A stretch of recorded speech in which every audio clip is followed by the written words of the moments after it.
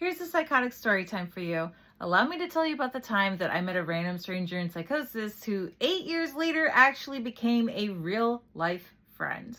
So recently, I made friends with a guy named Evan, and I thought that was really interesting actually because in psychosis, I had a delusion that I was pregnant with a son named Evan and met a man at the bus station also named Evan who I believed to be my son who came to visit me from the future.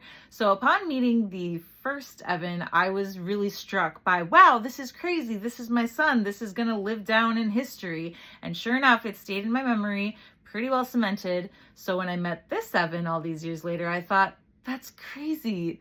I actually know another guy named Evan, and he was my son.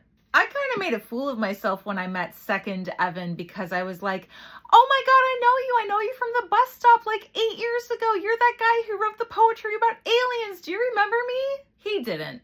He didn't remember me at all at first. Last week, he actually came back to me and was like, wait a minute, you are that girl. I do remember you. Wow, that was crazy. And I was like, I knew it. I knew it. And I revealed to him the delusion, being pregnant, believing he was my son, and it turned into a little running joke where I now have a son named Evan, and yes, that is lore in my daily life.